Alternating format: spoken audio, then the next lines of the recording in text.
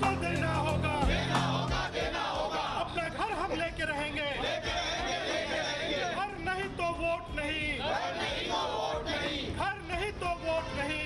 Real estate की तमाम समस्याओं के बीच घर खरीदारों के मुद्दे भी चिंता का सबब बने हुए हैं। डेवलपर्स पर फंड डाइवर्जन के गंभीर आरोप हैं।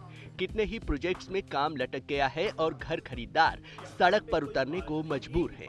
रियल एस्टेट में मंदी और भरोसा घटने की एक बड़ी वजह है। अब रियल एस्टेट की बॉडी नरेडको ने इन फंसे प्रोजेक्ट्स को पूरा करने के लिए बजट में एक अलग फंड बनाने की मांग की है।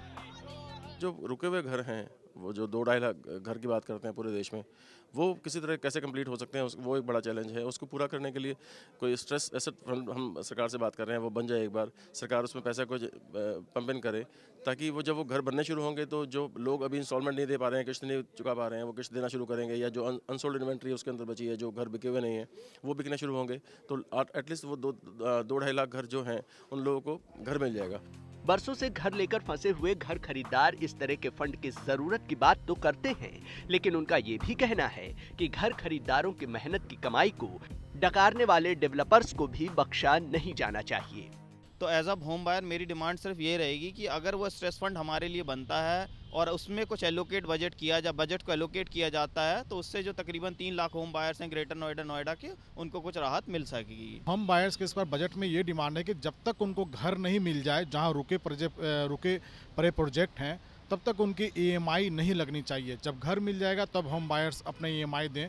मेरी गवर्नमेंट से बजट में यही अपील है कि काइंडली जो टैक्स प्रोविजन है, टैक्स का जो डिडक्शन मिलता है होम बायर को, वो डिलेड प्रोजेक्ट में नहीं मिलता है, उसकी और मिलता है तो बहुत कम है।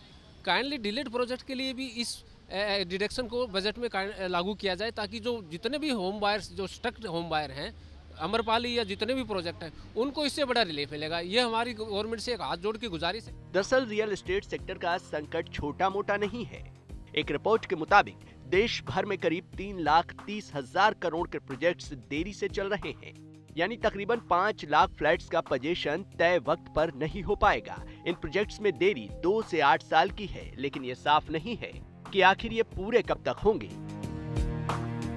इन प्रोजेक्ट्स में देरी के लिए पर्यावरण मंजूरी से लेकर मंदी का माहौल जिम्मेदार है, लेकिन सबसे ज्यादा जिम्मेदार डेवलपर्स हैं, जिन्होंने लालच और बेईमानी के चलते एक प्रोजेक्ट का पैसा दूसरे और तीसरे प्रोजेक्ट में लगा दिया।